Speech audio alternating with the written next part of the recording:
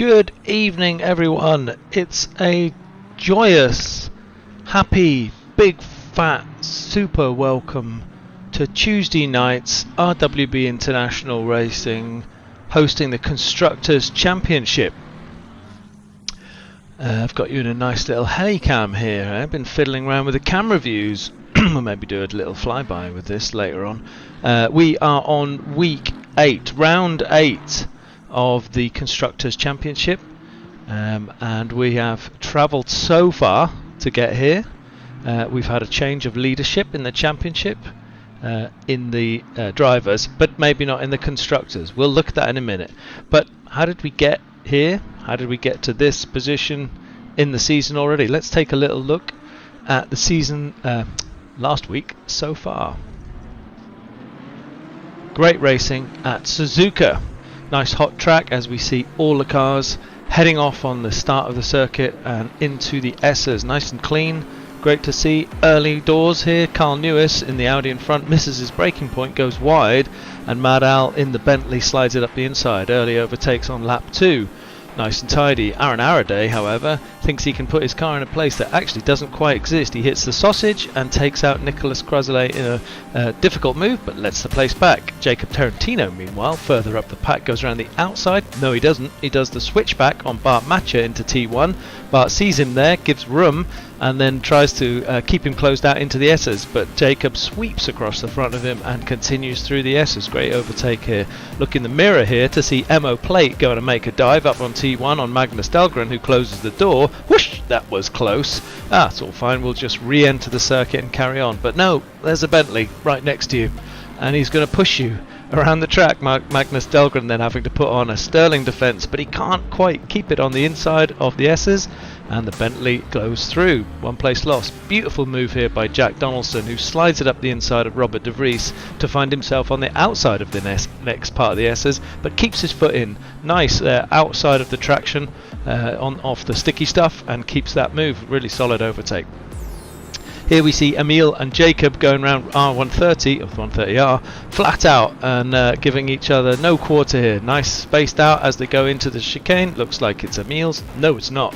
Jacob slides around the outside, claims the inside apex. Emil sees him there. They both get a bit of a touch, bit of a wobble. That fight continues into T1 just up the road. And a little love tap there from Jacob, and then a sweeping move on the outside of Emil. Great stuff into the S's. Aggressive, hard racing, robbing his racing and all that. On board here with Eugenie, watching Joshua Barton and Jeff. Little contact there, sees Jeff go sliding off. Joshua Barton, who parks himself on the outside of the corner to allow Jeff to return and reclaim his place, meanwhile letting Eugenie through. Nice race there. But the race was to be won by Christopher Taveren on 1 second on Valerie Solraheim, who both drove away comfortably from Radel Schuller in 3rd place. It was to be their night between the two of them as they dominated the whole of the night. But great racing there. Christoph Verstappen managed to get that Nissan into 5th place, with Bart Matcher, our ever scoring Bart Matcher, on 6th, and Phil Varley on 7th, with Jacob, Emil and Kruger in 10th. So a very varied mix of cars on the first race in terms of manufacturers, which was great to see. Starting the second race slightly later in the evening, good to see the cars as they slide past here. And I have to say, just a comment to everyone, great racing. This is the kind of starting sequence most difficult at Suzuka that we wanted to see all the way through the season. Please join for the next season, whatever our organisers have got up their belts. And here we see Jacob Tarantino making a move on Emil. This friendship was to be rekindled in this race, going in the outside and then inside, but the traction from the Aston Martin as he gets away on that corner was amazing. And if you want to see slipstreaming, that's how Mark Elgard does it. No less than a millimetre off the back of Mad Al into T1. This was the much talked about driver swap over between Phil Varley and Emil Schwoblum, who let Phil go through. Emil let Phil go through there in order to act as a blocker for the car on board, which is Bart Matcher's Ferrari, chasing the pair of them down. Phil Varley was fastest on track at the time and had the cover of Emil behind him to keep that safe, and that tactic worked out as they orchestrated that move together. Good team tactics. And here we see Magnus Dahlgren going around the outside of the chicane, Impossible to make that move, surely, and yes, it is, because Simon Trebek claims it back. But no, he doesn't, because Magnus puts his foot down earlier, gets great drive out of the outside of the corner, and leaves Simon Trebek behind. Checking here, Bart Matcher and Stepan Kutnik going into 130R, with Christopher Streppen making a challenging moves behind just to keep them on their toes. Stepan Kutnik goes up the inside. Bart Matcher has to give him space with Christopher Streppen for company, but it was to be a switch of the front drivers, with Valery Solheim taking it from Christopher Tverin in our closest finish yet in the season, less than a car's length between them as they crossed the line here. Switch over again, these two drivers drove away, but in this case from Jacob Derotino, who was in third place. Phil Varley scores high for the Lexus, with Emil Schöblem in his defence behind in fifth. The table has a switch over. Bart Matcher moves to the top of the table with Christopher Streppen in second, Stepan Kutnik in third, Phil Varley in fourth. Quite a lot of changes up and down the field here as we take a little look at the bottom 25 as well. Some shakers and movies there. A number of players moving around, but you can see a three-tiered effort here. We've got Bentley to Lamborghini Tier 1, Mercedes to Honda Tier 2, and McLaren and Porsche holding up Tier 3. Plenty to play for here, and plenty of opportunity to see this change as we take a look at the track. So we have a minute left of qualifying, and where are we? Well, we're at Barcelona today. We're here for two races. The format here tonight is basically qualifying, race. I don't have enough time because I was a bit slack to give you the track walk around, but basically this is a very, very common place for Grand Prix drivers and GT drivers. It's much the out-season engine testing and track and tyre testing centre. It's based in Catalonia in Barcelona, near to Barcelona. It's been open for a very, very long time, and it's around 2.9 miles long, I think 4.5 kilometres, 15 corners, 7 left and 8 right, with a long straight and a number of tricky off-camber and parabolica style curves and corners. A couple of really tricky high-speed corners at Worth and Campsa, which I'll talk about as we go around the racing today, and a very slow chicane at Rack before the New Holland final corner into the start-finish straight. Good opportunities to overtake here. There's a number of places which it can be done at, but it's actually really quite a technical circuit in that infield, if you like. So far so good for Jeff then, looking at the racking up the scores here at the minute. Jeff seems to have qualified in P1 at the moment, but that's put Bart Matcher in second, Christopher Tverin in third, Stepan Kutnik in fourth, Imo Play in fifth. Great scores for him. He's low on the scoreboard, maybe a late entry to the Constructors Championship, but he's certainly making his mark. Aaron Araday in sixth, Terry Agoris in seventh. Good to see Terry as high up as that. Wonderful work. Chris Vickers in ninth and Tom Weaver in 10th. So a few of the big names that we're used to seeing at the top there. Your Varleys, your Elgards, your Kurgens, Dahlgrens, Nepones, quite a few drivers who we might expect to normally see at the top are not actually on the scoreboard there. Let's just do a quick check of who's on the server. Checking out, give me my mouse please. There it is. We have 33 drivers here. Emil didn't make a quali there, so he's in 33rd as far as I can see. Xavier Eugeni also far back on the circuit in the qualifying. Radel Schuller 27th with a 1:46.017, and Christopher Streppen in 26th. So some of our faster drivers that we've seen throughout the season not making their mark on the quali for the first session here.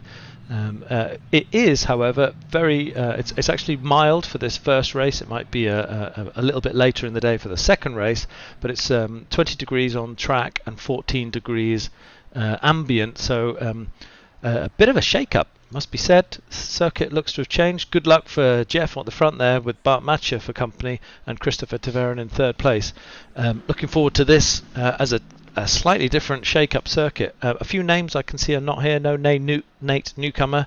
I can't see Speed either, so no Jake Moore. And just running through in my head some of the other front runners that we're used to seeing. I can see Verstappen, and yep, so a couple of three drivers that we're used to seeing here not available or not around for this evening, but expect a good race. So format, it's quite simple for anyone who's watching this stream for the first time or thinking about joining RWB International. Basically, this is a Constructors Championship, so it is a Drivers' Championship. We score points when we win as single drivers, and of course we've got to beat each other because we're all racing drivers. But we're also scoring points for our constructor, and what that means is that they are cumulated over the whole of the season, and you end up with a score for yourself and a score for your team, which all works out just fine, except that halfway through the season we were able to switch. So each driver was able to actually change the team that they were sponsored by and move to a completely different team, and we've seen that in a few of the drivers. I'll show you some of the current positions as they stand, but we're on round 8 of 10, so there's only this and 2 more races to go this season, and then we have finished. So a minute and 52 to start this session off. We'll take a little look in the Halicam. So it's evening, so from the quali session you'll notice straight away completely different circumstances for the race. What was 12 and 20 ambient and track is now 6 and 6. So these drivers will not be able to use the setup they used in quali in order to drive this half-an-hour race. No pit stops, no fuel changes, no tyre changes required. This is just a sprint race for 30 minutes. And so they'll have completely different setups based on the temperatures of the tyres and how that builds pressure in the tyre. Very, very sensitive to the tyre model in Assetto Corsa Competizione. So they have a minute to get themselves ready. Normally that requires them to either stand up and do some star jumps, go and visit the toilet, make sure that there's no other dangers in the house, and then get themselves settled in for the race ahead. It's been a busy season.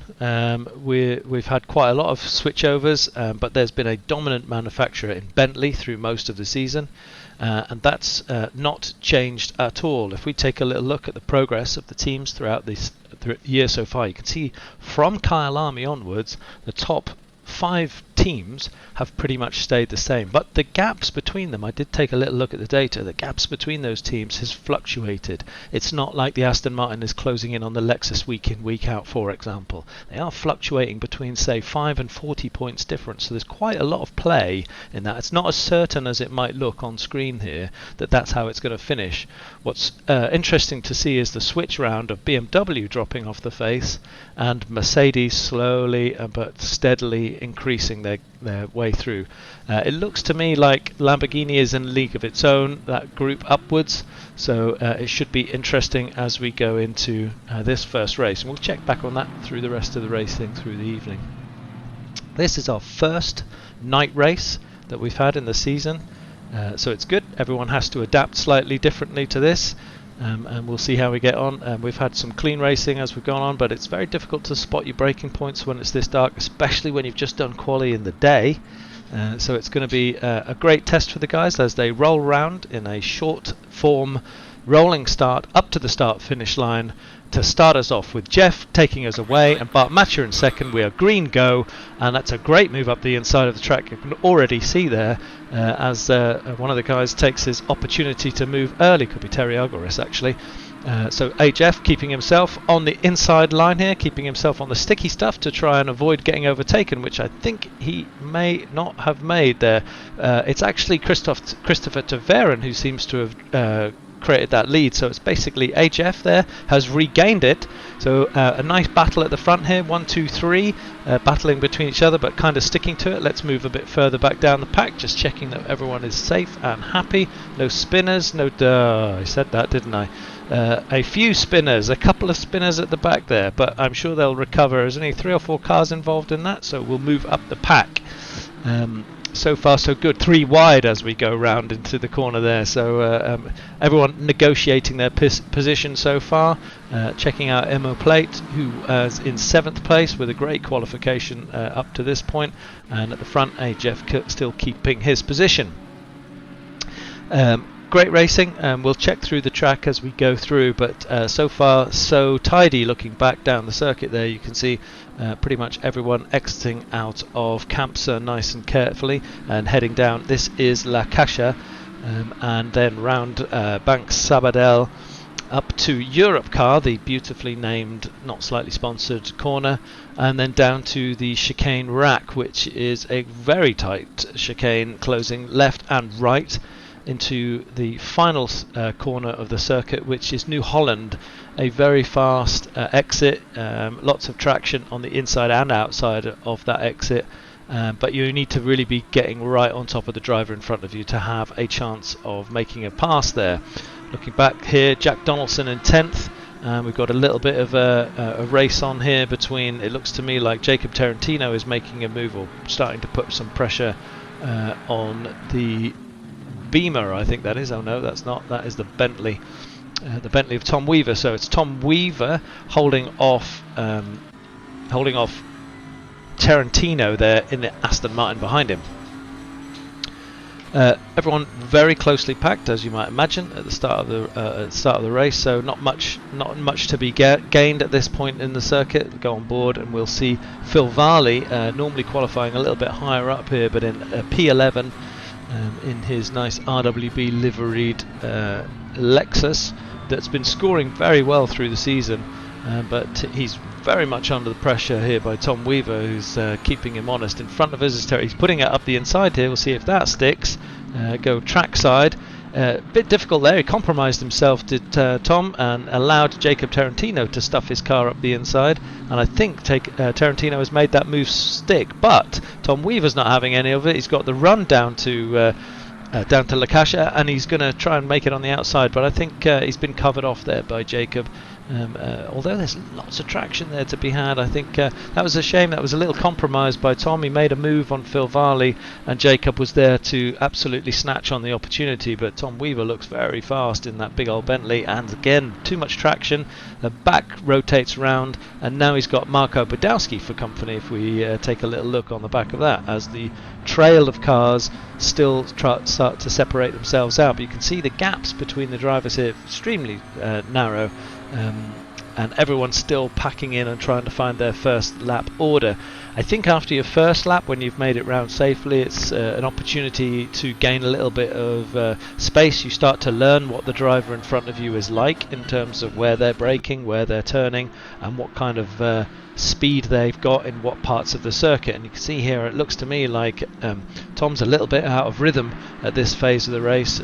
He was looking very strong on the back of Phil Varley, but made a couple of mistakes in that lap as he tried to put some pressure, and got a bit of a wiggle on his T1 as well. So checking out, everyone's going much faster, obviously, as their tyres start to pick up temperatures. Remember, this is a night race, so it's really low temperatures here, down to 6 degrees. Extremely difficult to get good traction. Let's track a little bit further up the circuit. I'm just going to check if anyone's dropped out here. It does seem to be that we've got Domino here in the pits. That looks retirement country there, and Radek Schuller, our in championship position 3 or 4. No, actually, let's just take a quick look here. Top 25 races. Radek Schuller in 5th position in the championship, currently running 43rd.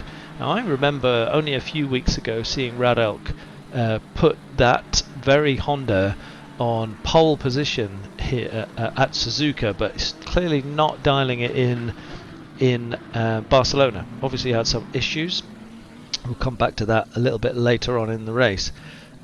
Plenty of racing going on here. If we look further up the grid, let's take a little look at Tour de Pone. He's got quite a lot of drivers for company. He's got Kurjan in front of him, and Alegria behind him. Kai Banks, I should say, is in front of him, so they're changing through. And Verstappen is in 14th position. So our championship second place driver, who has switched over from the Bentley in Christoph Verstappen, has did a really great race last week and managed to get the Nissan onto 5th position on one of the races, but a little bit struggling here as well. As you can see, Napone struggling there a little bit to get traction, and he may well have let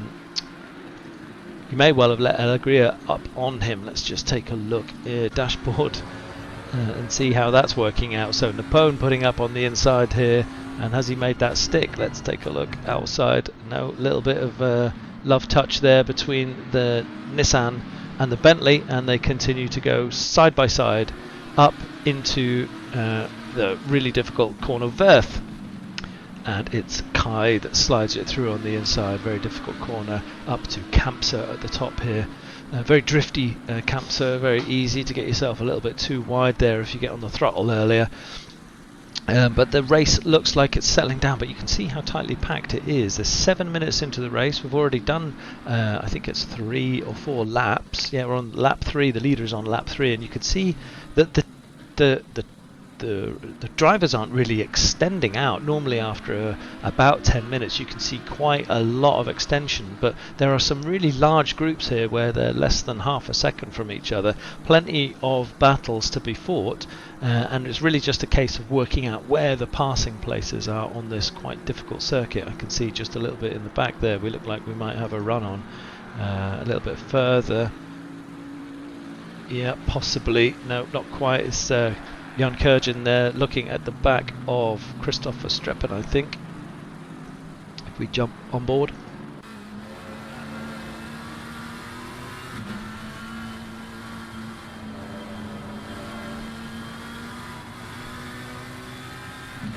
Great to see the what it's like on board here in the night. Really interesting when you're trying to spot your I can see Terry Agoras there in front, car in front in the red Porsche with the yellow wheels.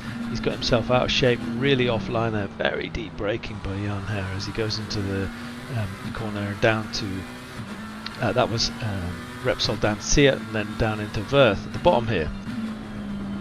Good racing from this position. It's really good to see the car handling and what it's like at night when you're driving along here. Let's jump forward a car and see what it's like on board the Nissan here as he looks at the back of Terry Agoras in front. Completely different racing sound, great engine sounds in these in Assetto Corsa Competizione, and why wouldn't we jump on board Terry Agoras in front to hear what a Porsche sounds like as well, as he chases the McLaren of Jack Donaldson, who's been moving slowly and steadily up through the races here. Jack was at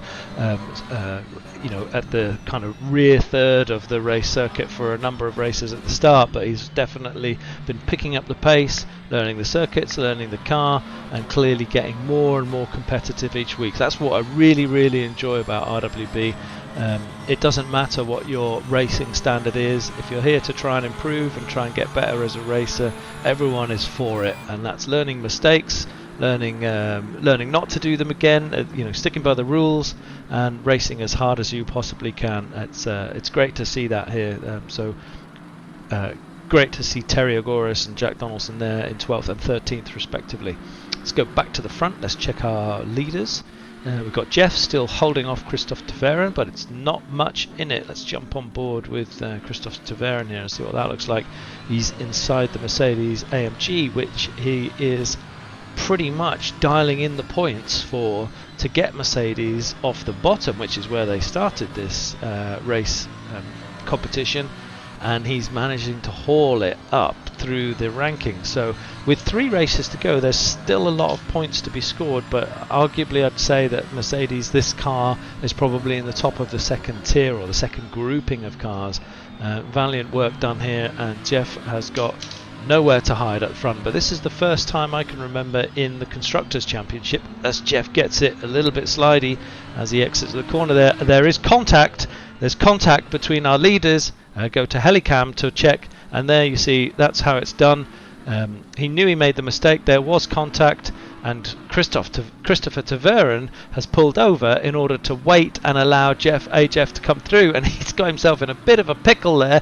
Oh, I hate the way that this game gets so unstuck when you get on the grass, but big respect to Christopher Taveren. He did make the mistake, he acknowledged that, and he's just waiting until we get AJF around the track here. Sad for Jeff, he was doing so well at the front, got a bit unstuck, and now Christopher Taveren rejoins and allows space for those cars to come through. What a disaster for Christopher Taveren. He looked like he was in a comfortable shadow position behind Jeff. Unfortunately there was contact, but he did the right thing and he led him back through. So go Jeff, get yourself back in this race, put it behind you, and let's see where you can finish. Currently in 16th, plenty of racing left. We're 18 minutes to go of this race, and he's got Kai Banks in front of him, so a bit of a nightmare. I was just saying this is the first time I'd seen Jeff leading us off in one of our Constructors Championship races. No question he's got the speed, but this is the first time he's found himself at the very front end of the grid,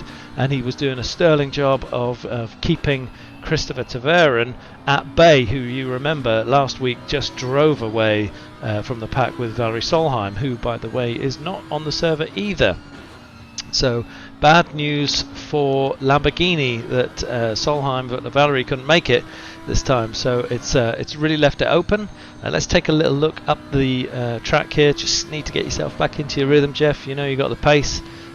Just taking a look, but Matcha has now inherited the lead at the front of the track here, and he is 3 seconds up on Mark Elgaard. So this is Bart Matcha's opportunity just to really stamp this one, and he's been a high scorer many times, podium and race winner a number of times, so it's really up to him to lose. But you can see behind, Stepan Kutnik and Mark Elgaard are having a bit of fun between themselves. Let's take a little look at that between the two of them. Great to see two Ferraris, 1 and 2. They'll be very happy with this. And how will that affect the championship standings? Well, if you take a look at the championship standings on the side, you'll see that Ferrari are 80 points behind second place, and another 130 points or so behind Bentley. So two drivers, if you can make a 1-2 finish, and as I say that, Stepan Kutnik says no, we're Audi, we're coming through, and he manages to get himself ahead of Mark Elgaard. But that's very high scoring. Looking down the top 10, which is always something I like to do, 2 Ferraris, 1 Audi, 1 Lamborghini. Alistair Clinch doing a great job for the Lamborghini in the absence of Valerie. Emo Plate, fabulous work there. Again, a Honda in the top 5, which would normally have been Radek Schuller, but Emo Plate has shown us that there's 2 fast drivers already now in the Honda suite. Aaron Araday, such a regular scorer in the top 10. Aaron is he's holding that Aston Martin in 6th place as we see the battle continue on screen here between Stepan and Mark. Good racing. Then we have Phil Varley in the Lexus, we have Jacob Tarantino in another Aston Martin, and Tom Weaver in a Bentley. So once again, a really varied amount of scoring, and it's actually only 10th. Jack Donaldson, has got the McLaren. That's the highest scoring McLaren in 10th position, and the highest scoring Nissan is Christoph Verstappen in 11th place, with Terry O'Goris in the highest scoring Porsche in 12th. So even the fastest drivers in each of those constructors not quite breaking through deep into the top 10. It seems to be like it could be Ferrari's night, unless Stepan continues to put a spanner in their works. Just checking back a little bit to see where the action is elsewhere. You can see a lot of gapping here, around half a second. It's quite difficult to get close to the driver in front. Just going to check, see if anyone else is having any retirements, or we've got any racing going on there. You can see Dahlgren there in 23rd position, Joshua Barton in 22nd. Just tracking. Let's have a little look, see if anyone else has made a retirement. We know Domino had made a retirement. Radek still struggling back in 41st position. Justin Burley is in 40th position. Charger is in 39th in his golf-themed Lexus. And we've got Sebastian Terentovic in the McLaren in 38th. Matt Al is in 37th. Matt Al's been in the top 10 a couple of times this season. He'll be a little disappointed to be that far back on the track. Excuse me. Casper Nielsen in the Nissan in 36th, and Nicolas Croiselet in the Ferrari in 35th. Daniel Barnett in 34th, and Ben Cobbet in 33rd in the Porsche. Simon Trebek is there in a Honda in 32nd, and Nate Newcomer, I do apologise, Nate's here. Nate Newcomer in third. I'm going to say that right one day. Nate Newcomer is in 31st place in the Beamer, which is the car he took home in the very first race in Spa, pretty sure he won that first race or was definitely on the podium, scored very highly for the BMWs in that first race, and I thought the Beamers were going to become one of the surprise packages for the season, but Nate hasn't always been able to join every week, and he's clearly not having that much success with the car around here. Kevin Shepherd in 30th in the Aston Martin. We've got James Lacey in 29th and Alexander Weich in 28th in the Lexus. Xavier Eugenie in 27th in the Beamer, and Chris Vickers not on the server, not clicking through. So I think Chris may have had a dropout here because he's not on the server. He was earlier. Crawford Brown is in 26th in a Beamer, so they're starting to pack up there. Emil Schoblem, a little bit further back on the field than he might be used to, is in that Lexus, and Robert de Vries is in a 24th position in the Mercedes. Magnus Dahlgren in 23rd in his Ferrari, and Joshua Barton in 22nd in the McLaren. Claudio Allegria in 21st there in the Audi, and Samuel Kruger in 20th. Marcus Badowski in 19th.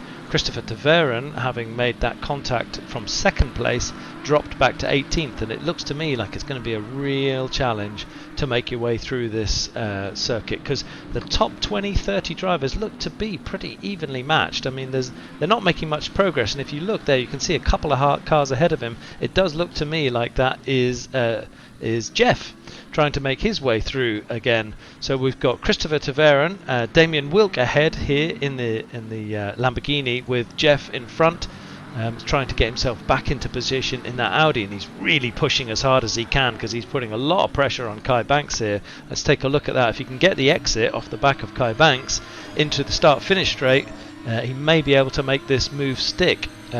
Remember that Jeff was our pole sitter, so he really knows his way around Barcelona. It looked to me like that could have been a little bit of elastic banding from the server. Let's take a look if he makes that braking zone.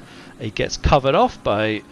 oh no, he doesn't. It looked like he was, but Jeff has made that move stick, and he's going to take his place. Behind him you can see Christopher Taveren has also made his move, so now he's chasing down Kai Banks as well. So we'll go on board with Kai. He looks like he might be getting mugged by two drivers. Kai having some challenges with his beloved Nissan earlier in the season, but looks like he's dialing it in a lot more in the latter half of the season. Let's go up into the sky and get a little bit further up. So Turo Napone is the next target for Jeff if he can keep his pace high. We're over halfway through this. There's only 11 minutes left of the race. Terry Agoras is in 13th position with Jan Kurjan ahead of him. That looks like that is a nice battle to follow. So in front of Jan Kurjan is Christopher Verstappen. We can see how tightly packed those cars are. And then we've got Tom Weaver, who is driving in the Bentley in front there, who is putting all kinds of pressure on Phil Varley. Let's jump on board there and see how he gets through this rather nasty section here. You can see Phil sliding sideways, likewise on board with sliding sideways. There's just no traction because the temperature is so low and the pressures have to be so high in order to get any kind of traction, but even still it's just really hard to get a car stopped when the tarmac, you're just not getting enough temperature in the tyres. But good to see that battle raging. In 9th position, Phil Varley in 8th, with Jacob Tarantino in 7th. Aaron Araday, his teammate, in 6th. They look like they've made some solid progress, and we have Mo Plate in 5th and Alistair Clinch in 4th. Great to see these drivers making their way to the pointy end of the grid. Stepan Kutnik has been overtaken by Mark Elgaard, which puts the Ferrari 1-2 back on the table, with Bart Matcher in 1st place. A good switching over. I think this might be one of the battles to watch for this, as Stepan Kutnik continues to dial up the pressure on Mark Elgaard. We missed the overtake previously, but it's clear that these two drivers are fighting really hard for this podium position. Going back on the track here, just having a quick check. Fastest lap so far looks to me, because of course it's very, very cold out there, fastest laps looks to me to be a 144.133. Just tracking to make sure I don't misread that, because the fastest times are very closely packed here tonight. So a 1:44.133, and that's held by Stepan Kutnik at the moment, but only a tenth of a second faster than Bart Matcher in the lead. But the fastest to the slowest car is no more than 2 seconds, and often it can be upwards of 4 seconds between front and back. But we've got so many cars packed into the 1:44s and 1:45 seconds. That's why you're getting such a spread here across the drivers. Quite a lot of close driving. Aaron Araday here looking like he was closing in a little bit on MO plate in front of him. Just take a look, see whether he gets any advantage. So that's the Honda of MO plate in front, with on board with Aaron Araday. Good traction here from the Aston Martin out of this corner, but very difficult with such a short straight. Up to Repsol to make this count. Sticking on the inside, there are a couple of ways of making this corner count, but it's very difficult to pass there unless you're really brave. You're going heading down into Seat corner, Seat, who knows how that's pronounced, and then down the hill to Wirth, which is a off camber and rising left and right chicane, which is fast, but it wants to push you over there to the right, and you have to kill much more speed than you want to keep it on. This right-hander as well, you can tickle that right-hand curve, but if you ride it too much, you'll get a lot of time loss down this reasonable straight downhill to La Cascia. Very, very tight left-hander. Pretty much have to take as much of the inside as possible, and it feels so slow when you're actually on it. Cut the right-hand side, cut the left-hand side, come close on the right-hand side, let it drift over to the left here, and then brake into the off-camber right here, which rolls down. Mind the sausage on the right there, mind the sausage on the left here for sure, and the sausage on the right there in the very slow chicane before you start finish straight. And these guys, Aaron, Mo and Alistair, no distance between them.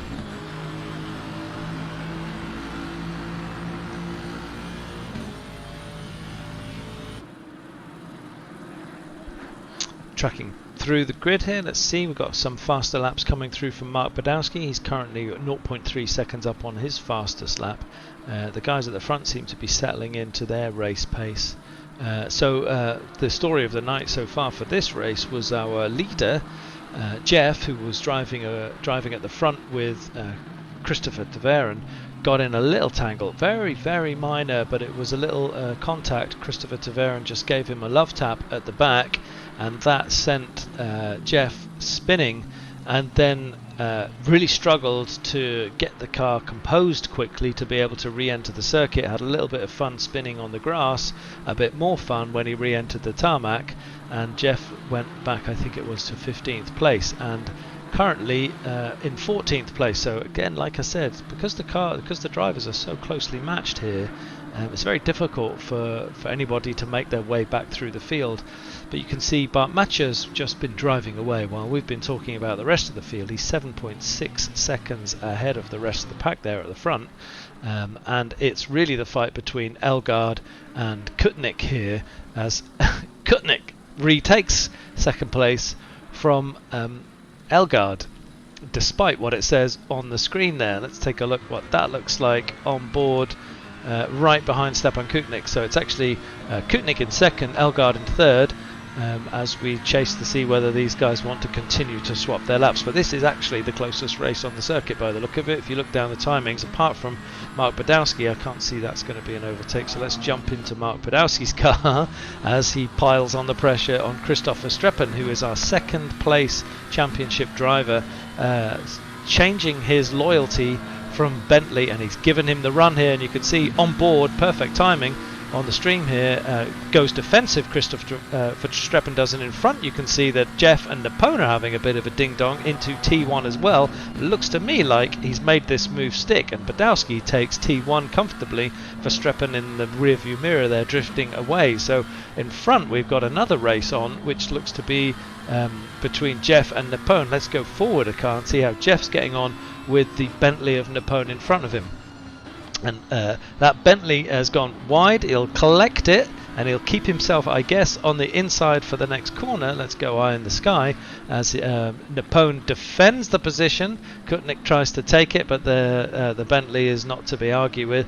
as they run down the hill and into Verth. So Jeff's got a weave on, as you might say. He's got a bee under his bonnet and he's trying to get himself back in this race. And we've got a drive-through for Tom Weaver. So Tom, in 9th position, he must have had 3 off tracks where he gained position as far as the game is concerned, or gained time as far as Assetto Corsa Competizione is concerned, and that's given him a drive-through. So a drive-through will cost him. He'll take the car into the pits, he'll have to stick to the pit limiter, and he won't make a pit change unless he really wants to, but he won't make a pit change. He'll just have to drive through at whatever it is per kilometres. I think it's 60 kilometres an hour or something like that, which will cost him dearly in this race. So we'll track how Tom comes out of that, but he'll have to serve that drive-through in the next couple of 3 laps in order for him not to get a disqualification, I believe, is the penalty for not doing it. And there he is. Weaver's just gone into the pits. You can see in the background there as he falls away on the scoreboard. Tracking through, let's run a little bit further back in the pack and see how we're getting on. Looks to me like James Lacey is on his fastest lap so far. He's over half a second quicker than his previous lap, maybe starting to find an understanding for what Barcelona is in a Lamborghini at night. I can't say I fancy having going at that myself. Simon Tribeck doing a sterling job here in 31st, making sure that Honda keeps collecting as many points as we can. Radel Schuller looks to be pit retired or pitted. I think it's pit retired. He was running at the back of the circuit. He maybe took damage at the start of the race and just couldn't recover from it, but he's stuck in the pits. Justin Burley is in the pits. Domino is in the pits. I think Domino might. Let's jump on board here with Charger to see whether he can make any impact on Tarentovic in front of him. Love the sound of that Lexus gear change. Difficult to really get a good tow. There's not much of a slipstream effect in ACC, or certainly not in the GT3 cars, but you can see he's getting a run on him here, but it's going to be extremely difficult. He's going to go for it. He sticks it up the inside, scares the bejesus out of Sebastian Tarentovic. No, he doesn't, because Tarentovic holds that position nicely. Broke late, tried to defend his position, and managed to stick it onto the tarmac. And now he's got another run because he was slightly compromised. Tarentovic had to compromise his corner, and Charger not able to make that move stick this time round. Running up the field here, Mad Al still in 37th position with Nicolas Croiselet in 36. We have 1 minute left of this race, so let's track back to see if there's any change between 2nd and 3rd place. So we've got Charger, you can see who we were watching, and Tarentovic. That battle that we were just watching was just getting absolutely mugged by Stepan Kutnik and Elgaard.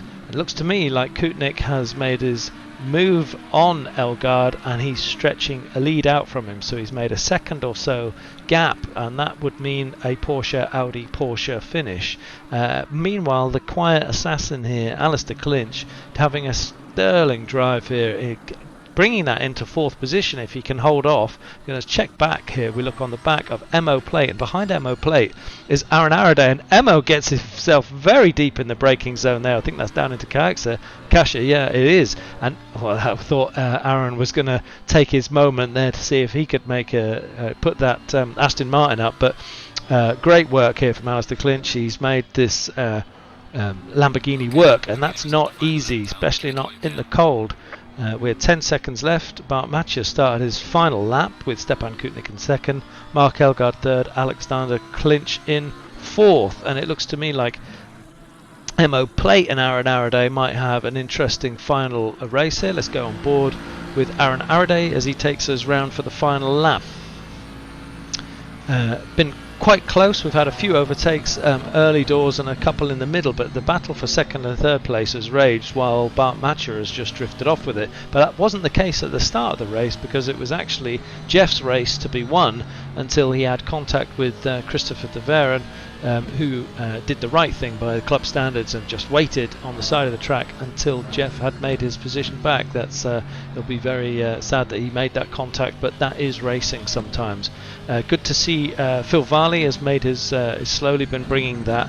Let's take a look on board here. Phil Varley has made the Lexus somehow work here. He was a little bit further back on the quali, struggled in the first third of this race, but has started to really pick up the pace, and he's brought that into 8th position with Jan Kurjan in 9th and Jack Donaldson in 10th. So good spread again across that top 10. Let's jump to Bart Matcher to see him make his final corners here. So we have Ferrari from Audi, from Ferrari from Lamborghini, Honda, Aston, Lexus, and look at that, 2 McLarens in 9th and 10th. I think that's the first time I've seen 2 McLarens. Hopefully they can bring those both in, and they're fighting at the very bottom of our Constructors Championship table, and that, by the way, could give them the comfort break they need from Porsche. If you see on the bottom of the table there, there's only 17 points separating Porsche and Porsche and McLaren. So McLaren scoring well this race, and well done to Bart Matcher. Stefan Kutnik in 2nd, from Mark Elgard, from Alistair Clinch, Mo Plate with a real race to the line here, with Aaron Araday keeping him honest behind, Jacob Tarantino behind them, and Phil Varley coming through in 8th. Jan Kurjan in 9th, Jack Donaldson in 10th, nice with Terry Agoras for company, Turo Napone in 12th, Jeff made it to 13th, Marco Badowski in 14th, Samuel Kruger in 15th, Christopher Verstreppen in 16th, Damien Wilkes 17th, good scoring on Damien's part, Christopher Taveren in 18th, Kai Banks in 19th, and Magnus Dahlgren in 20th. Crawford Brown's 21st, Tom Weaver 22nd, James Lacey in 23rd, Emil Schoblem in 24th, Robert De Vries 25th, Xavier Eugenie 26th, Chris Vickers not on the server, Joshua Barton 27th, Daniel Barnett 28th, Kevin Shepherd 29th. We have Simon Tribeck in 30th, Claudio Allegria in 31st, and race is over with Nate Newcomer 32nd, and these are the lap cars: 33rd, Alexander Weiss, Ben Koppe 34th, Casper Nielsen 35th, Nicolas Croiselet 36, Madal 37, Charger 38, Sebastian Torentowicz 39. Woo! And breathe. Race 1 over, and now we'll take a little break while the guys get themselves settled and ready for a 10-minute quali sprint for the second race. Great to see a night race here, first time, and yeah, really difficult handling conditions. Apart from not being able to spot your corners so well, tyres perform so badly. You really have to work out how the car works as quickly as you can to avoid contact, because cars will slide across the surface so much. What was a nicely taken apex can become a drift and out to the far side. So good to see nice and safe racing. A little bit of a spinning situation at the back of the grid I saw on the start in the first lap, but no other major incidents except for that little love tap at the front of the race.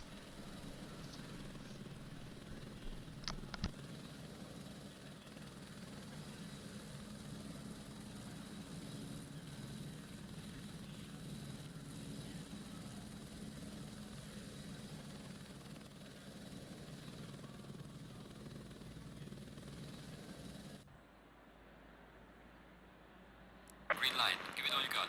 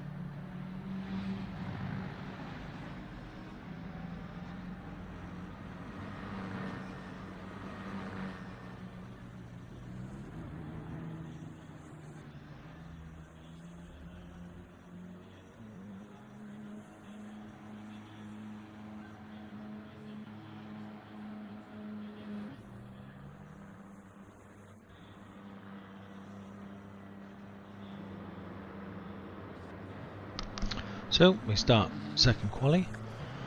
10 minutes, I've said this a couple of times on previous races, 10 minutes is a really short quali time. There's just no time to get out, do a fast lap and then come back in and change the tyres and do it all over again. It's pretty much go for it. Fill the tank with fuel and basically just get it out there and do as many laps as you can, keep out of the traffic and get yourself in a clean bit of air so that you can actually make a good swing of it, if you like. If you have an incident, you're pretty much going to struggle, because you come in, you make your pit change, even if you did escape to the garage, you're still going to lose such a lot of time as you then re-enter for the circuit. So you really have to keep out of trouble, go as fast as you can, get as much clean air as possible and make it stick. Excuse me, playing with the camera here, just giving a little variety to the stream. I think when you're actually doing a 10-minute quali, you pretty much go out there like crazy. You want to get the tyres up to temperature as much as possible, as quickly as possible, which really means that you are aggressive on the turn-ins, aggressive on the acceleration, as you try and generate as much heat as possible. Still a couple of cars there exiting. I saw Charger there exiting the pits as the cars start to come round for their first fast lap.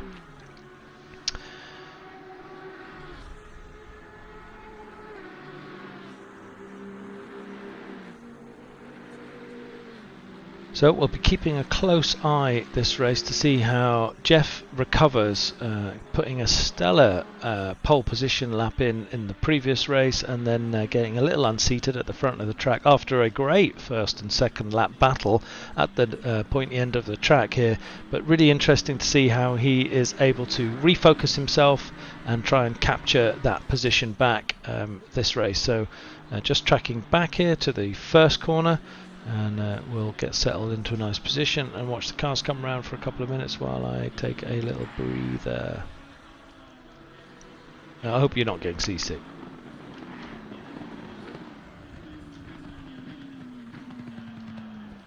Let's put ourselves on the apex of T1.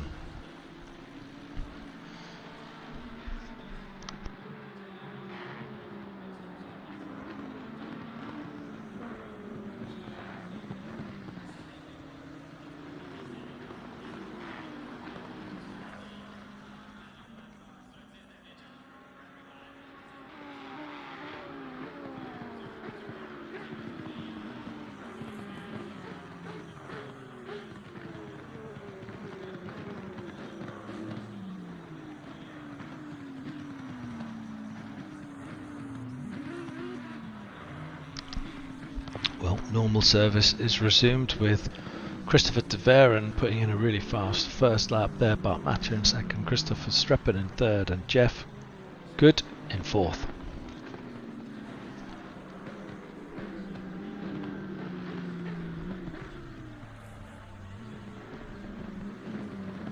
Let's make our way back and take a little look at the chicane area at the end of the circuit. Great to see the circuit at night with all of the cars. There's still some guys coming out of the pits there, either late onto the circuit or fancying trying to get some free space. Actually quite a few drivers not yet clocked up at a time. Maybe they didn't have valid first laps, did an off track or something. Alexander Weiss, Jan Kurjan, Ben Kobe, Marcus Dahlgren, Radek Schuller, Joshua Barton, Tom Weaver, Matt Al, all still not scoring. And there's others obviously below them who aren't putting any times on there. I can see Matt Al is 1.8 seconds ahead on his current lap, as is Jan Kurjan. So starting to dial in some of the times that they wanted to. Got somebody slightly off track there. Let's take us into this corner, which is Rack Chicane.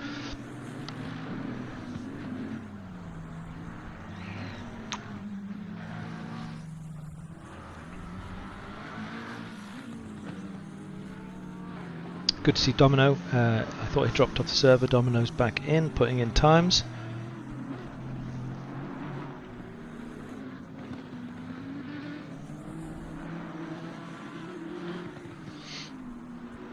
Alright, let's get out of here.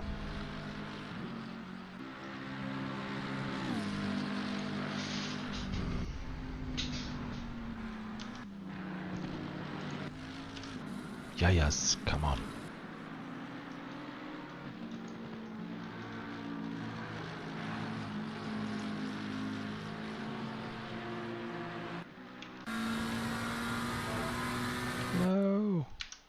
get rid of that menu. Normally that's easy, thank you. Sorry, now you feel sick. Right, let's take a little look at where we are. The front, Christopher Taveren at the front from Bart Matcher from Mark Elgaard from Christopher Streppen. Phil Varley's just gone into 4th position in the Lexus. Mark Elgaard's going quicker than his previous, as is Bart Matcher. They've both got an opportunity here to potentially get pole position, but I think Christopher Taveren's time is too good at this stage. Jeff is going faster than his previous, but he's way down on his first race pole. Alistair Clinch, in 10th.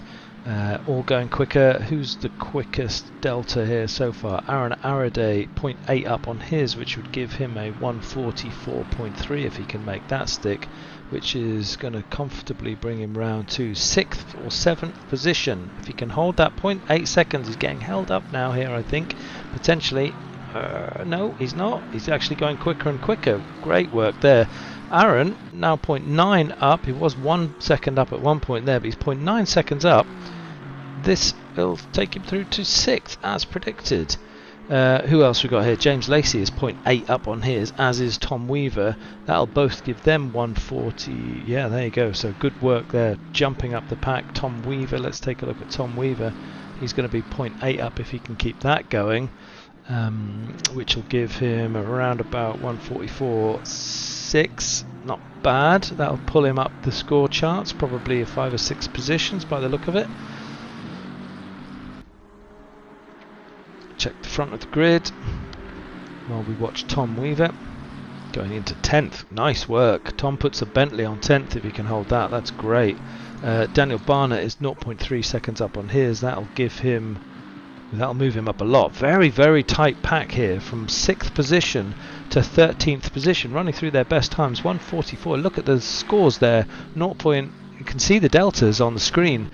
144.1 is Jan Kurjan's 6th place lap at the moment, and 144.38 is the 13th place driver of Marko Budowski. So there's a good 7 cars there packed into less than 1/10 of a second.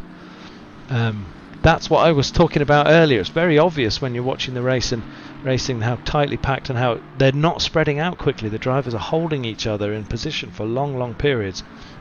Aaron Araday is 0.3 seconds up on his lap, which would give him a 43.7 or 8. Could put him up to as fast as 4th position. Meanwhile, we've got Mark Elgaard has made his pole position effort, with Bart Matcher in 2nd, Christopher Taveren in 3rd. Aaron Araday has then pushed himself into 4th. Stepan Kutnik is in 5th, with Jeff nicely bringing himself back into the top fight here in 6th position. Jan Kurjan is in 7th, with James Lacey in 8th. We are 17 seconds left of this quali session, and Radelk is the man on the move here. 0.4 seconds up on his previous time, which would give him a 144.4, which will probably gain him 3 or 4 positions, so not noticeable at that part of the track. Kevin Shepherd, 0.7 seconds up, has obviously bailed, gone to the pits. 0.6 Christopher Streppen on the move, 0.5 seconds up on his previous lap. That would give him a 143.8. Oh, that looked a bit unpleasant out the corner of my eye. He's 0.4 seconds up, still up on his delta comfortably. So 143.9, that puts him right in the Rat Pack at around 5th position or 6th position if he can hold this. He looks like he was accelerating well. He's 0.5 up on his delta from 14th to 4th.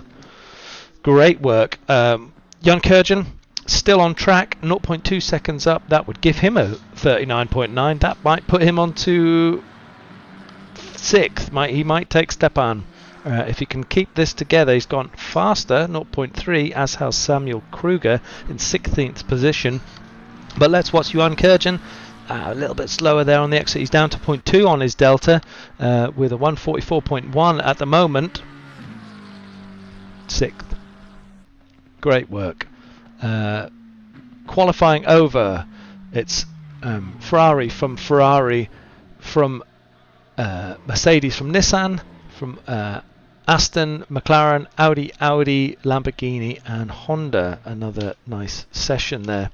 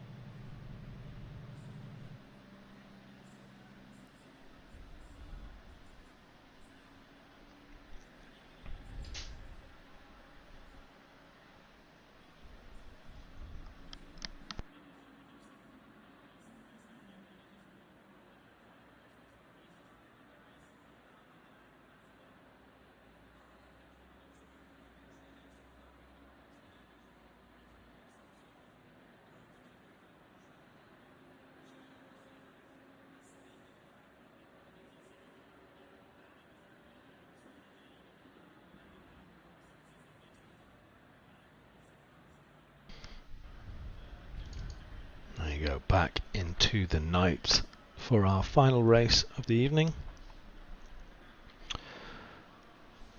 Ferrari look to be scoring very heavily this evening, definitely putting pressure on the lead team of Bentley. Let's take a look at the scores and see if they are within that fight. So it's actually only,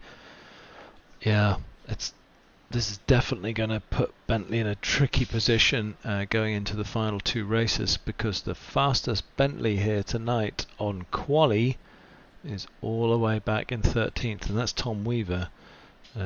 So clearly not a track that suits this car very well, but I mean, this is really a chance for Audi and Ferrari to make a late challenge for the championship here, with Lexus not so far behind either of them.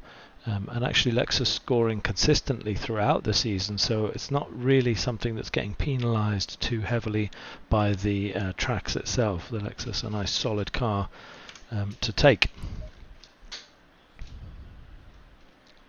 That's the first grid lockout of Ferraris we've seen all season. That's great to see, nice variety.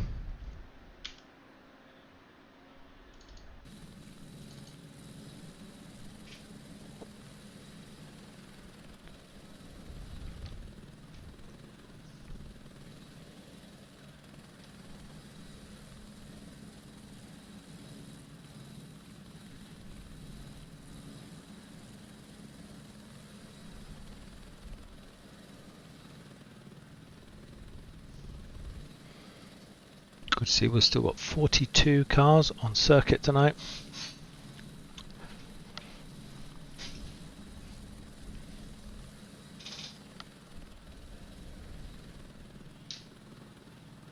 So these guys should be used to this. They've just raced this 30-minute race in exactly the same track conditions, 6 degrees ambient, 6 degree track temperature. They've all done a mirror image of this race just only a few minutes ago. So understanding the car, understanding how it gets its tyres up to speed and all of that good stuff is something that is not needing to be learnt this evening. It's already been learnt, so we'll see if that makes any difference to the first couple of 3 laps as they start the slow formation lap.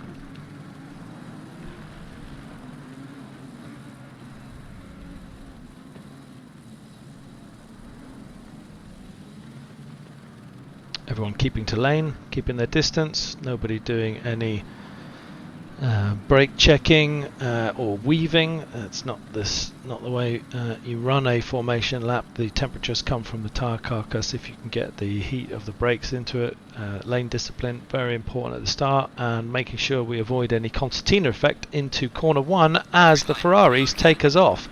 But that looks very much like we've got a visitor on the front there, and that visitor is Christophe Taveren. Oh no, it isn't. It's Verstappen. Christophe Verstappen has slid that Nissan between the 2 Ferraris and taken the first corner quite comfortably. And the loser here so far is Christopher Taveren, who has lost out a couple of places. He's been taken by Jan Kurjan, and he looks like he's under threat by Jeff as well. So a great start at the front of the track. Let's track back a few and see how we're getting on. No accidents and no other issues on circuit. Yep, all good. everyone wanting to get round this first lap nice and cleanly. Charger going wide. We've got somebody on the circuit, and it's got a little bit messy there as we've worked through. 3 cars rejoining from the left-hand side of the circuit. Let's just track back, make sure everyone's safe. Going to go 3 wide down this down the corner here, as everyone's still trying to find their track position. And it looks to me like there was a bit of a coming together there, and it was the Lexus, so I'm tracking to see what the Lexus was, but definitely Xavier Eugenie, Mad Al, Sebastian Terentovic and Jack Donaldson looked like they got caught out, and sadly Radek Schuller did as well, because Radek has got himself onto, I think it was 13th or 14th in the quali, from a really bad start in the previous race, as we look at Christoph Verstappen, who was not really at the front end of the field until he got faster and faster through the circuit in the first race, but it looks to me like he's struggling to get the pace and that temperature in the tyres quickly into the Nissan, and he's got Elgaard for company, and Elgaard looks the racier of the two at the minute, and you can see Christoph taking a little bit of a defensive line there, and showing us how to gently weave the car up the track, maybe trying a little bit more temperature in the tyres into the braking zone into T1. As you can see, that's where the Ferrari really seems to have it nailed. Gone a little bit wide there, might have gone off track, but Match's now got a potential run on the outside, but these guys should really be thinking about the team if they want to get more points for Ferrari. So you've got Christoph Verstappen here leading us away. That's the first time we've had a Nissan at the front of any of our races here. He's qualified on 3rd or 4th position, but he slid it between the two Ferraris like threading a needle, and managed to get it stopped into T1. That was a great move at the start of the track here. So let's track back. Christopher Taveren there in 4th position. It looks like these 4 drivers are taking off. Jeff here being gapped in 5th position. Jeff had qualified on 6th, I think, so he's made a position, and Stepan Kutnik, his teammate in the Audi behind, who was very, very pacey in that first race, he's got a little bit of work to do to pick up so far. Aaron Araday solidly driving in 7th. Often see Aaron in the top 10, and wow, that's close contact there between James Lacey and Samuel Kruger. I think there was no contact. I think they just got themselves so close on the top of the hill. And let's take a look from the helicam to see all those cars bunching up behind as they all fight for position. On board now with Jacob Tarantino, with Phil Varley ahead of him, and that looks to me like the Bentley of Tom Weaver up ahead, so the scoreboard slightly out of sequence again. Samuel Kruger in that yellow Honda a couple of cars up, and Tom Weaver's going defensive into the chicane, which may compromise his exit here and allow Phil Varley the run on him in front of us, but let's have a look. Let's jump on board with Phil Varley, see whether he can get the toe underneath the big old backside of that Bentley. It's got the run, but what can he do with it? It's very difficult to get it nailed into T1 with such a difficult, and it looked to me like, oh, it's gone very wide. Tom Weaver's quite trying to sweep across. He gave enough distance there, gave enough gap there for Phil to get his car on the apex, but there just wasn't enough pace. And of course the dab on the brake there was Phil allowing, I think it's Tarantino on his left hand side. You can't see him from here, but if I go helicam, you'll see Tarantino was crawling all over the back of him there, on board with Tarantino as on Varley, and he looks like he might have got himself in a bit of a squirm on the non-so-sticky stuff, and that's Jacob Tarantino sliding through. Very late on the brakes there, Phil Varley. These guys know how to race really close. Behind us we've got Daniel Barnett for company, so it's really packed up in this particular stage of the race. I know I'm missing a lot of races elsewhere on the circuit. It's absolutely impossible to track when you've got 43 cars all nose to tail. The scoreboard on my side is lighting up with greens absolutely everywhere, and you can see the tiny gaps between absolutely every single car, mostly, meaning that we've got quite a lot of battles on in the field. We're only 5 minutes into the second race, but you can see that's quite a trail of cars going through here. Let's take it trackside, see what that looks like. Moving up to Tom in the big old Bentley as the sparks fly from the Honda in front of him. Not what you'd call a very agile car, but actually in the hands of the right driver and well set up, it's not that problematic in the curves. It's very good at handling curbs, it's extremely pacey and can really get out of a corner. It looks to me like Samuel Kruger is making a move on James Lacey. Will he make it stick into T1? It's not easy, He's gone deep on the brakes, he's claimed the apex, and James Lacey has allowed that to happen, but he's got to be careful to cover himself up from Tom Weaver behind, who has put his Bentley in that space. He's made contact, and what great recovery. There was contact, maybe the Bentley didn't have enough opportunity, went side by side, but he didn't get past the second third of James's Lamborghini. Had contact and managed to catch a very nasty slide, so probably lost a couple of places there as we look back at Phil Varley, but yeah, that's racing contact, happens all the time, no damage done. Tracking here, let's see how we're getting on. Robert de Vries is putting in a very fast lap. He's half a second up on his previous best. Let's track back through, make sure we capture everyone. Mo Plate had a stunning first race, qualied really well, raced really well, but is in 20th, so clearly something struggling here. Let's run through from bottom to top. So Justin Burley is at the back here with Mad Al ahead of him in 40th position, Claudio Allegria in 39th and Nicolas Crazalet in 38th. Kai Banks is not on server, I can't click him. So Sebastian Terentovic is in 37th, Xavier Eugeni in 36th. Xavier quite used to being in the top 10, top 15 cars here, so he's finding himself at the wrong end of the circuit as far as he's concerned. He's getting attacked by Ben Cobbe, who absolutely throws that into a far too deep braking manoeuvre, and Eugenie goes straight back to claiming it. But you can see it's bedlam ahead here, car on car. In front of us is Ben Cobbe. Sorry, I do apologise, I think it was Terentovic who put that dynamite dive up on the inside, because in front of us we've got Ben Cobbe in the Porsche here going wheel to wheel with Nielsen and Alexander Weiss in the Lexus in front of the three of us. Great close racing here, very difficult to make any passing mover on there. You really got to be patient to see if you can get a run. Ben Cobbe looks like he's right under the back of that Bentley, but does he have the legs? The Porsche not having the highest top speed of all the cars. You can see he's moved out of the slipstream and not made any gain at all. Now he's found himself neutral in the middle of the circuit, having to be defensive, and I think that was Sebastian Terentovic again losing his braking point. So hopefully he can compose himself, and Ben gets himself into the marbles. He's going to be off the side of the circuit there. Has he kept the grip in?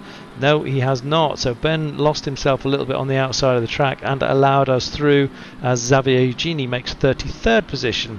Moving up here, we've got Tom Weaver, who's in 32nd place. So when I said earlier no damage done, looked to me like Tom has really had a problem there. He got himself in a contact situation further up the grid, collected it really well, caught the slips, caught the slide, but has obviously lost quite a lot of places. So he's in 32nd with Emil Schoblum. He's very much used to being in the top 10, top 15 drivers in most of the races we've seen so far, sometimes on the podium, I remember.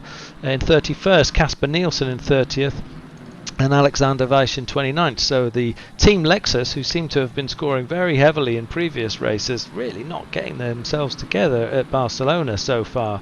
Radek Schuller is out. I think he's out of the server. I can't click on him. So bad night for Radek, who is our 5th position championship guy.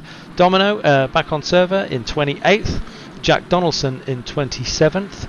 And Chris Vickers in 26th. No, Chris Vickers is not on server. Magnus Dahlgren is 26th. Robert de Vries is 25th, with Nate Newcomer in 24th.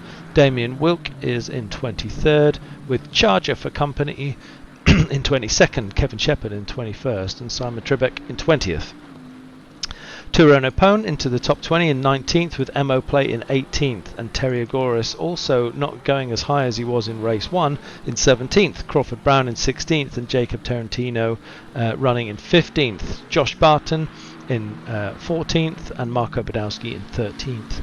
Daniel Barnett and Phil Varley 12th and 11th. And into the top 10 we've got James Lacey. Great work, James, getting that Lamborghini round here and getting into the top 10 position. Now the front running Lamborghini, that's got to feel good.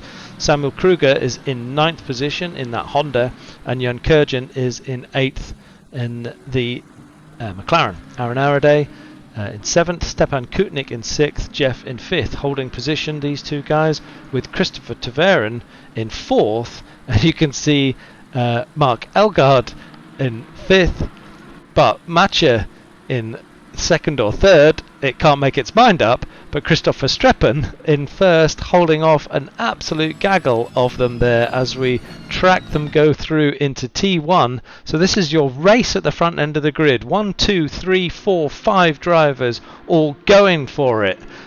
Great racing at the front here. That's Christoph Verstappen. That's a Nissan from a Ferrari, from a Mercedes, from an Audi, from Mark has dropped back. So Mark, who was our second or first position, I can't remember whether he got the pole tonight in the second race here, but he's dropped back to 5th position. No, I'd say dropped, he's absolutely on the screen there, gold. And you can see right behind Elgaard is Kutnik. So we have the top, is that 7? Within a handful of within a couple of seconds.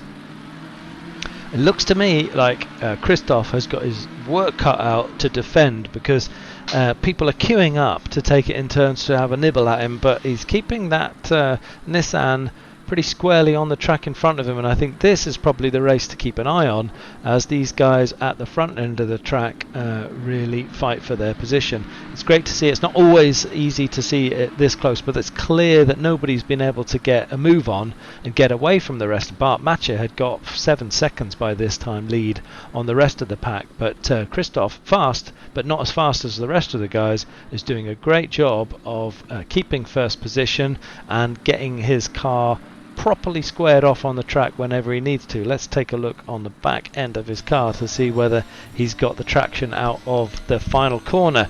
But Matcher slowly creeping up, but it doesn't look like he's going to have the opportunity in the braking zone. Shows his nose just for the hell of it, and Christoph makes a great braking maneuver there.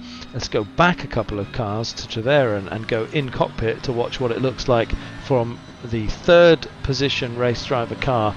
They look like they've dropped to Jeff a little bit here in 4th, with Elgaard in 5th and Kutnik in 6th. This is really excellent racing. Look at the braking there on Jeff behind us. He's managed to catch half a second just in the braking zone into that corner, into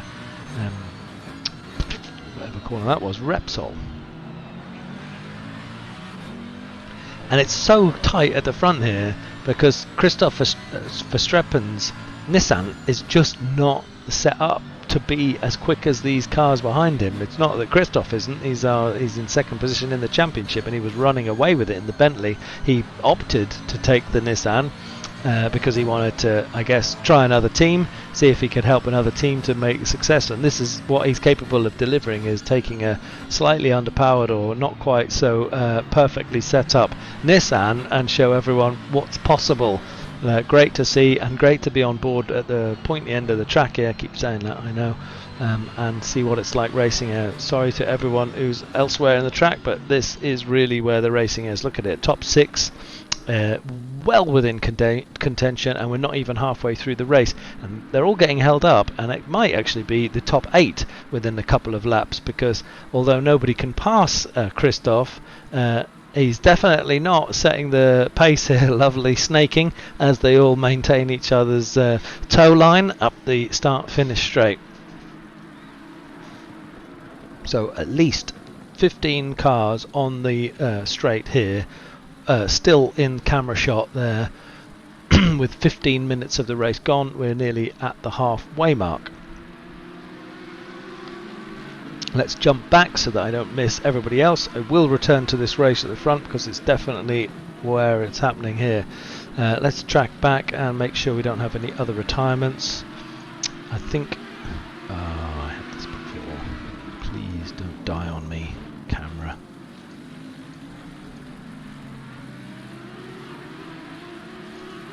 Nope. Giving it back. Yep. Let's look back here. Phil Varley in 11th place, James Lacey in 10th, ahead of him, Daniel Barnett in 12th. Let's go on board with Daniel. He's putting pressure on Phil here. There's a few other races happening further back on the circuit. You can see that Damien Wilk there, if I scroll down a little bit further, is putting a move on Charger, who in turn is on the backside of Kevin Shepherd as well. So, and you can see in your rear view mirror Nate Newcomer, who's not giving up this one. So this is another battle here of a few cars that have collected themselves quite close together and really fighting for position. Behind Nate Newcomer is Robert de Vries, with Chris Vickers not on the server, I don't think. No, you're right, I'm reading a different scoreboard than you're seeing on the stream. Back on board to look at, I love the rear end of Charger's car. He makes a dive up the inside. Looked like it was a little too much, and you can see there's argy-bargy going on behind as well, as Nate Newcomer took the half chance and stuffed it up the inside of Charger as well.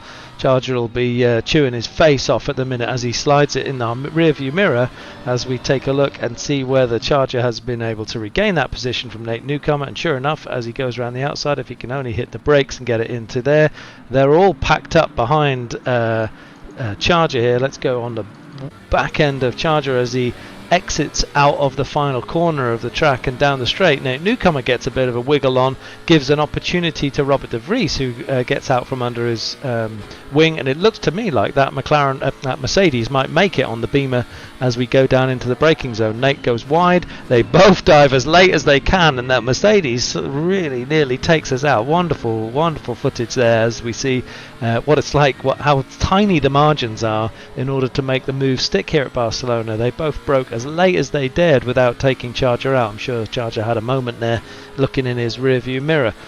Good to see there's a lot of racing going on up and down the track as Charger chooses to go for a four-wheel drift around Repsol and then down into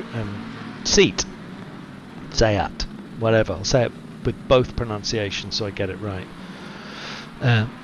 See the cars behind, there's quite a few of them. Let's go to Jack Donaldson a few cars back. There's a little trail there of drivers all fancying themselves for this position. And what are they fighting for? Well, they're all fighting for around about 24th position, which goes to show you it doesn't always have to be at the front end of the grid where the racing is, but I can say tonight it really is at the front end of this racetrack, as you see Christoph Verstappen going through the corner and Bart Matcher losing second place to Christopher Taveren, who puts the Mercedes in and gets a fantastic drive out of that corner, and he's now right on the back, pushing hard on the back of Christoph Verstappen. So interesting to see if it's his turn to put the pressure on Christoph. He's just being as difficult as he can up the front there, the Mercedes wiggling and squirming to show him how wide that Mercedes is, and see if he can actually put the scares up of Christoph. But he's a pretty seasoned racer, so that won't be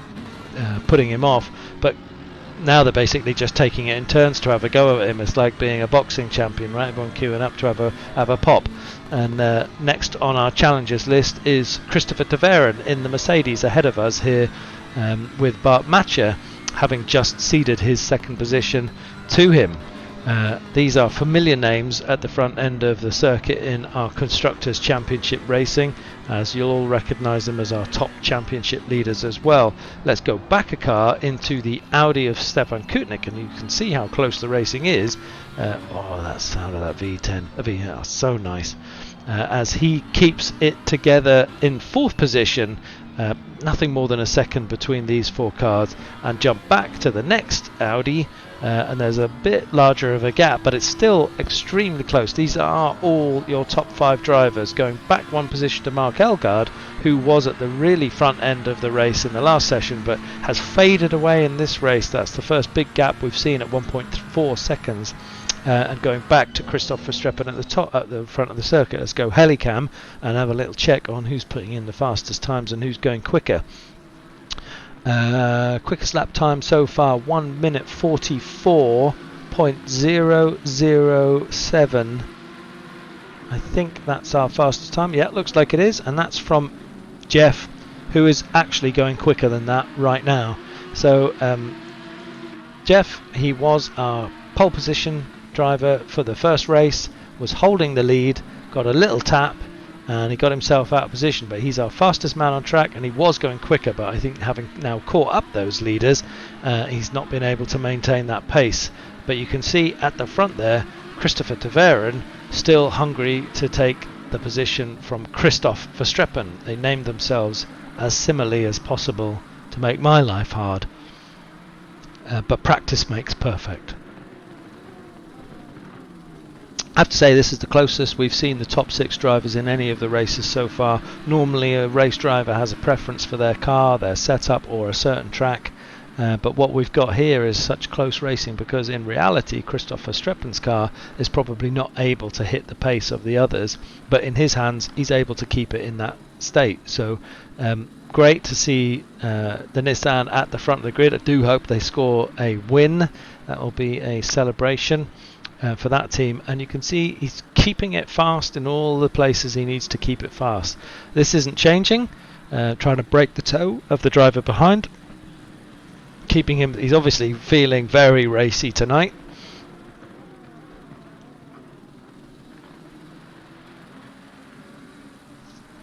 Now I'm going to jump on board Bart Matcher. Let's have a look what it's like from his perspective.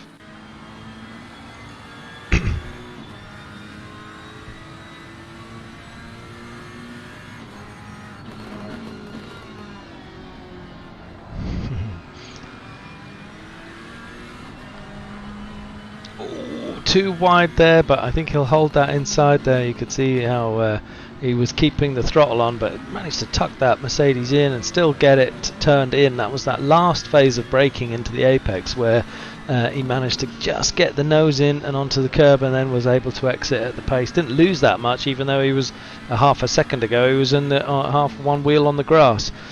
So great car handling at the front here, really expertly driven. And you can see this race, we're 7 minutes to go and nothing's changing at the front. I'm sure there will be some position changes. It's very difficult to keep this distance from other drivers, even if you are pretty hot at this, for sustained periods of time.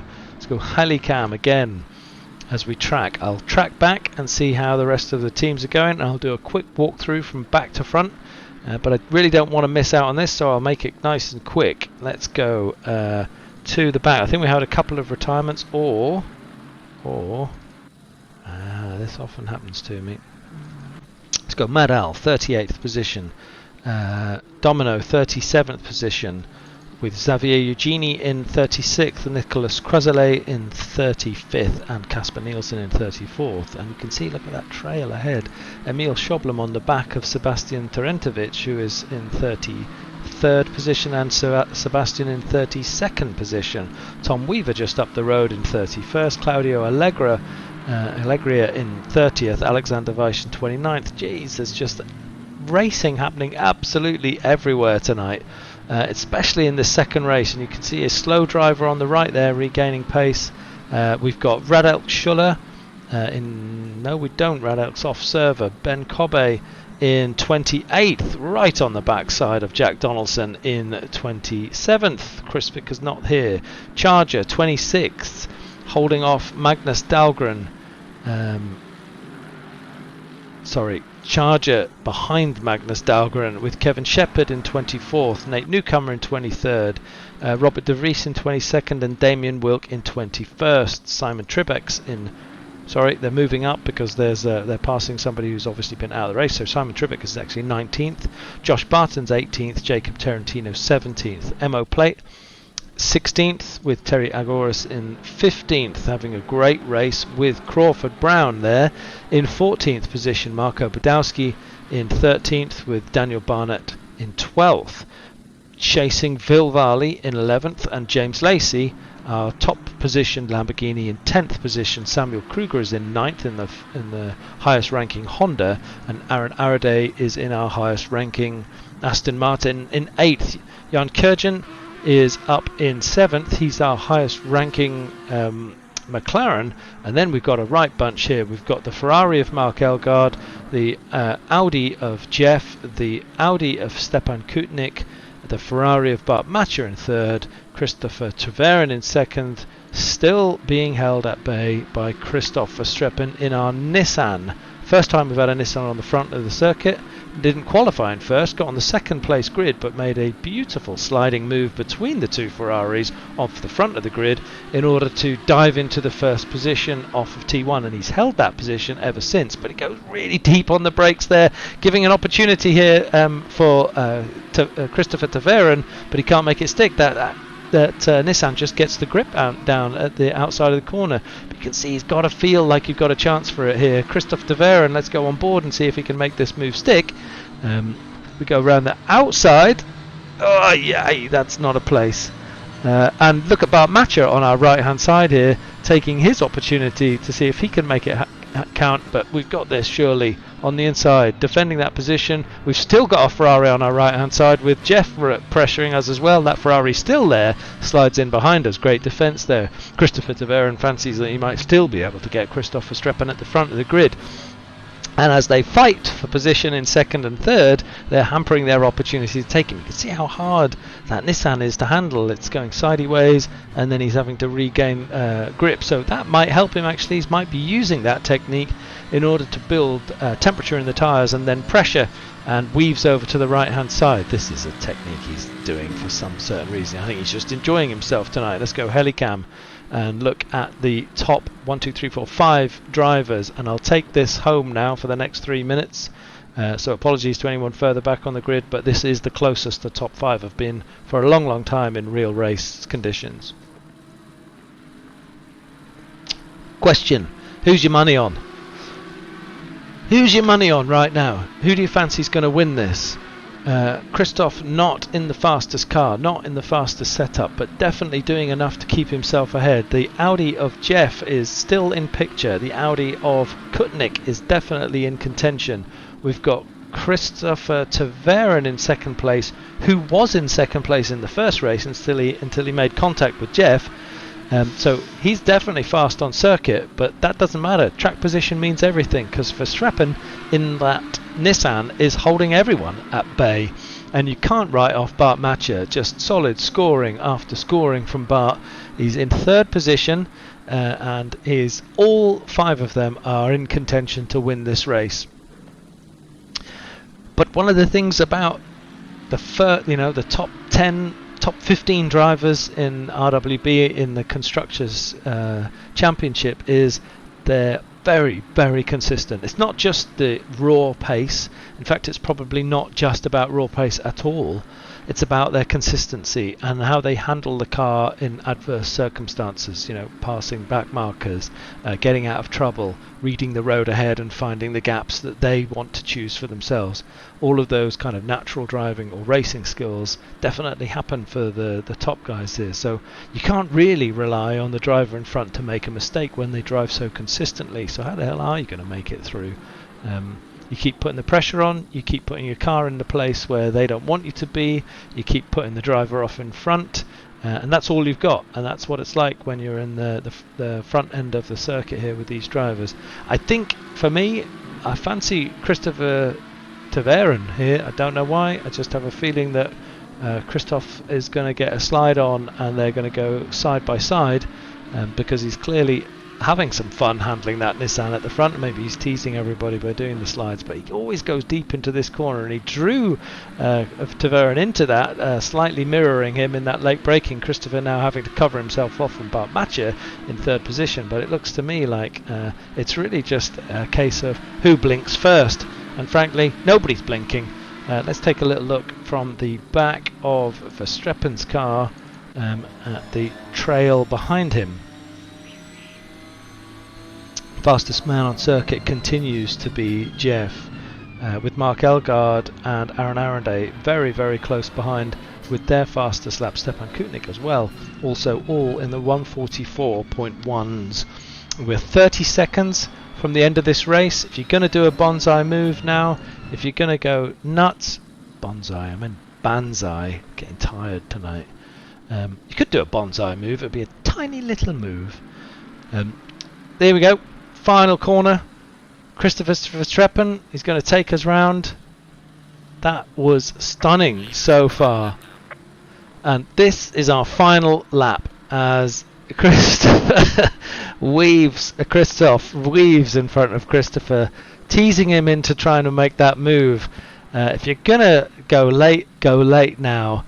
So all 5 of these front drivers in with contention. If only Verstappen would make a mistake. Let's see. He has made mistakes earlier in the season. Let's not claim this guy's perfect. I've seen that Bentley sideways. I've seen that Bentley in a wall when he was the Bentley driver. But in this Nissan tonight, he's been superfluous. It's been amazing.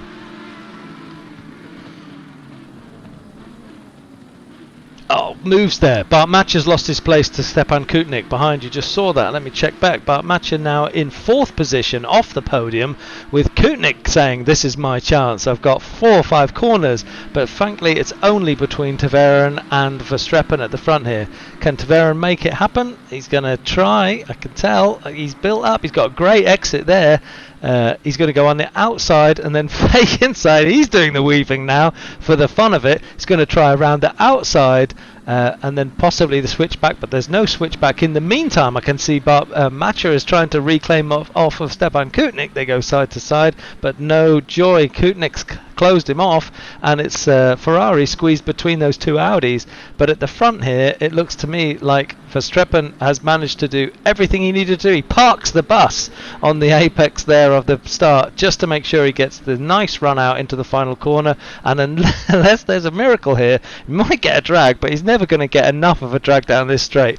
That was as close as it gets. Absolutely fabulous racing at the front of the circuit. Let's do a run back. So that looked like Verstappen from Tverin, from Kutnik, from Bart Matcher, from Jeff, from Mark Elgard, from Aaron Araday, from Samuel Kruger, James Lacey, Phil Varley, Daniel Barnett, Marco Badowski, Crawford Brown, Terry Agoras, Emo Plate, Jacob Tarantino, Joshua Barton, Simon Tribeck, Turan Apone, Damien Wilk 20th, Robert De Vries 21st, Nate Newcomer 22nd, Ben Cobby 23rd, Magnus Dahlgren 24th, Charger 25th, Chris Vickers Jack Donaldson 26th, Sebastian Torrentovich 27th, Emil Schoblum 28th, Radelk Schuller off the server, Kevin Shepard 29th, Casper Nielsen 30th, Domino 31st, Tom Weaver 32nd, Nicholas Krasillet 33rd, Matt Owl 34th, Xavier Eugeni 35th, Claudio Allegria 36th, Kai Banks 37th, I think, or off server.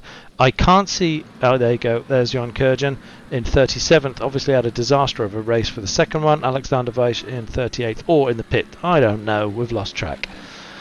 Wow, that was a brutal race at the front and at the middle of the circuit there. A lot more interesting in terms of overtaking and pack behaviours there in that second race, and we've seen 2 different winners, and we've seen our first ever Nissan victory in the hands of our championship second position driver Christoph Verstappen, who may well have returned back to the top of the championship, but you'll find that out next week when we've done all the processing of any incidents that have happened and any penalties that might need to be distributed. So thanks very much for joining. That was great fun. So we just watched the 8th of 10 series. We have 2 more races to go, and it's 2 absolute blinders, one more than the other if you ask me. Next week we're in Hungaroring, which is a tricky circuit to pass, and then the following week we're at Mount Panorama, which is an absolute man maker of a track. So really hope you enjoyed the racing tonight. As usual, thanks to all of our sponsors, Racing Sim Tools, SimStock and Pitwall, for helping us to keep these together. Thanks to the admins for making sure that these events happen in the first place, and thanks to all the racers for making sure you keep it clean and you keep it hard. Love it. Well done everyone, and I hope you have a great rest of the week. See you later.